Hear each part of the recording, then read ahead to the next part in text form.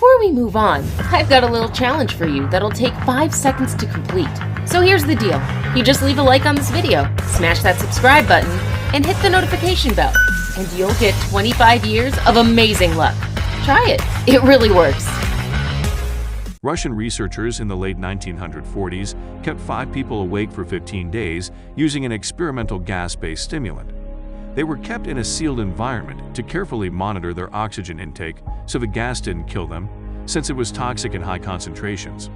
This was before closed-circuit cameras, so they had only microphones and 5-inch thick glass porthole-sized windows into the chamber to monitor them. The chamber was stocked with books, cots to sleep on but no bedding, running water and toilet, and enough dried food to last all 5 for over a month. The test subjects were political prisoners deemed enemies of the state during World War II. Everything was fine for the first 5 days. The subjects hardly complained, having been promised, falsely, that they would be freed if they submitted to the test and did not sleep for 30 days. Their conversations and activities were monitored, and it was noted that they continued to talk about increasingly traumatic incidents in their past, and the general tone of their conversations took on a darker aspect after the 4-day mark. After 5 days, they started to complain about the circumstances and events that lead them to where they were and started to demonstrate severe paranoia. They stopped talking to each other and began alternately whispering to the microphones and one-way mirrored portholes. Oddly, they all seemed to think they could win the trust of the experimenters by turning over their comrades, the other subjects in captivity with them. At first, the researchers suspected this was an effect of the gas itself. After 9 days, the first of them started screaming. He ran the length of the chamber repeatedly yelling at the top of his lungs for 3 hours straight. He continued attempting to scream, but was only able to produce occasional squeaks.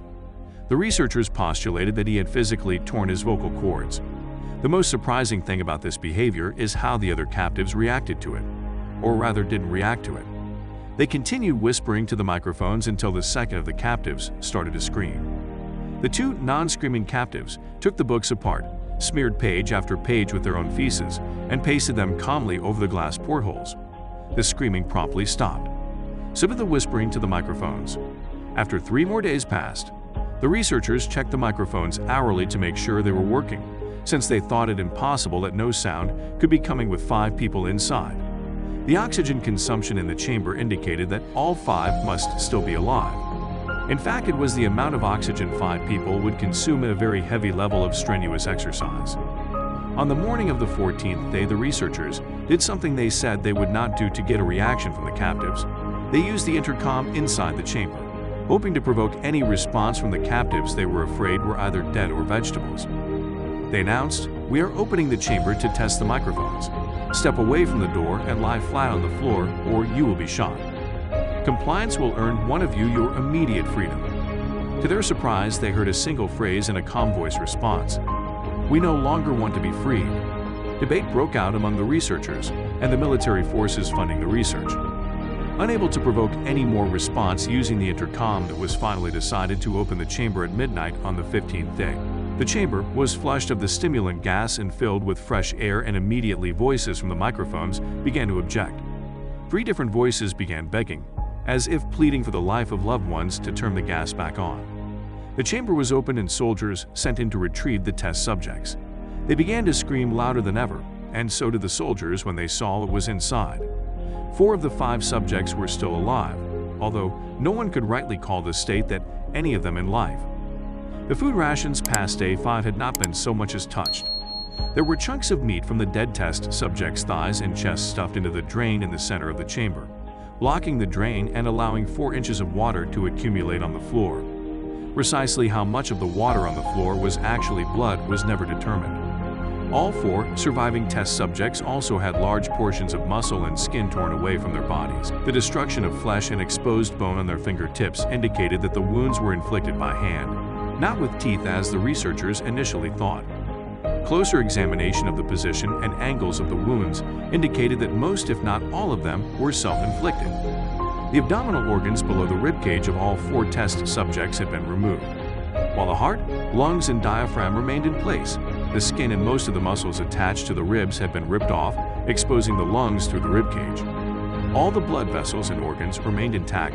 They had just been taken out and laid on the floor, fanning out around the eviscerated but still living bodies of the subjects. The digestive tract of all four could be seen to be working, digesting food. It quickly became apparent that what they were digesting was their own flesh that they had ripped off and eaten over the course of days. Most of the soldiers were Russian special operatives at the facility, but still many refused to return to the chamber to remove the test subjects. They continued to scream to be left in the chamber and alternately begged and demanded that the gas be turned back on, lest they fall asleep. To everyone's surprise, the test subjects put up a fierce fight in the process of being removed from the chamber. One of the Russian soldiers died from having his throat ripped out. Another was gravely injured by having his testicles ripped off and an artery in his legs severed by one of the subject's teeth. Another 5 of the soldiers lost their lives, if you count ones that committed suicide in the weeks following the incident. In the struggle, one of the 4 living subjects had his spleen ruptured, and he bled out almost immediately. The medical researchers attempted to sedate him, but this proved impossible. He was injected with more than 10 times the human dose of a morphine derivative and still fought like a cornered animal, breaking the ribs and arm of one doctor. When heart was seen to beat for a full 2 minutes, after he had bled out to the point there was more air in his vascular system than blood. Even after it stopped, he continued to scream and flail for another 3 minutes, struggling to attack anyone in reach and just repeating the word more over and over, weaker and weaker, until he finally fell silent. The surviving 3 test subjects were heavily restrained and moved to a medical facility. The 2 with intact vocal cords continuously begging for the gas, demanding to be kept awake. The most injured of the 3 was taken to the only surgical operating room that the facility had. In the process of preparing the subject to have his organs placed back within his body, it was found that he was effectively immune to the sedative they had given him to prepare him for the surgery. He fought furiously against his restraints when the anesthetic gas was brought out to put him under. He managed to tear most of the way through a 4-inch wide leather strap on one wrist, even through the weight of a 200-pound soldier holding the wrist as well. It took only a little more anesthetic than normal to put him under, and the instant his eyelids fluttered and closed, his heart stopped.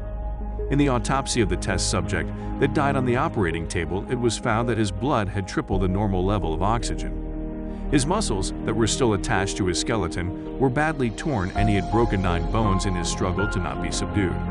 Most of them were from the force his own muscles had exerted on them. The second survivor had been the first of the group of 5 to start screaming. His vocal cords destroyed, he was unable to beg or object to surgery, and he only reacted by shaking his head violently in disapproval when the anesthetic gas was brought near him. He shook his head yes when someone suggested, reluctantly, they try the surgery without anesthetic, and did not react for the entire 6-hour procedure of replacing his abdominal organs and attempting to cover them with what remained of his skin.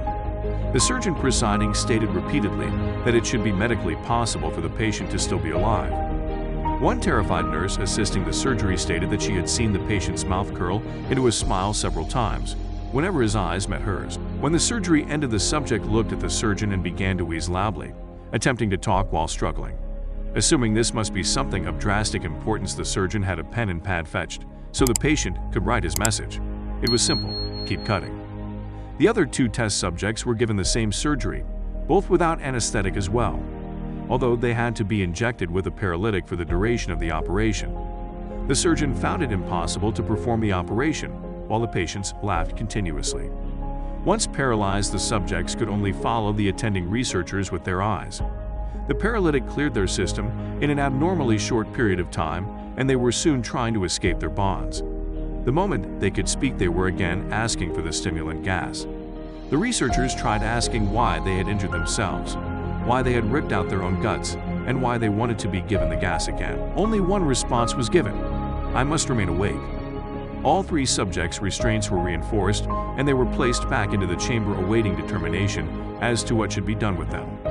The researchers, facing the wrath of their military benefactors for having failed the stated goals of their project, considered euthanizing the surviving subjects. The commanding officer, an ex-KGB, instead saw potential and wanted to see what would happen if they were put back on the gas. The researchers strongly objected, but were overruled. In preparation for being sealed in the chamber again, the subjects were connected to an EEG monitor and had their restraints padded for long-term confinement. To everyone's surprise, all 3 stopped struggling the moment it was let slip that they were going back on the gas. It was obvious that at this point all 3 were putting up a great struggle to stay awake. One of subjects that could speak was humming loudly and continuously. The mute subject was straining his legs against the leather bonds with all his might. First left, then right, then left again for something to focus on. The remaining subject was holding his head off his pillow and blinking rapidly. Having been the first to be wired for EEG, most of the researchers were monitoring his brain waves in surprise. They were normal most of the time, but sometimes flat-lined inexplicably. It looked as if he were repeatedly suffering brain death before returning to normal. As they focused on papers scrolling out of the brainwave monitor, only one nurse saw his eyes slip shut at the same moment his head hit the pillow. His brainwaves immediately changed to that of deep sleep, then flatlined for the last time as his heart simultaneously stopped. The only remaining subject that could speak started screaming to be sealed, and now his brainwaves showed the same flat lines as one who had just died from falling asleep. The commander gave the order to seal the chamber with both subjects inside, as well as 3 researchers. One of the named 3 immediately drew his gun and shot the commander point blank between the eyes, then turned the gun on the mute subject and blew his brains out as well. He pointed his gun at the remaining subject, still restrained to a bed as the remaining members of the medical and research team fled the room. "I won't be locked in here with these things, not with you," he screamed at the man strapped to the table. "What are you?" he demanded. "I must know." The subject smiled. "Have you forgotten so easily?" The subject asked. "We are you. We are the madness that lurks within you all, begging to be free at every moment in your deepest animal mind. We are what you hide from in your beds every night. We are what you sedate into silence and paralysis when you go to the nocturnal haven where we cannot tread." The researcher paused, then aimed at the subject's heart and fired. The EEG flatlined as the subject weakly choked out, "So, nearly free."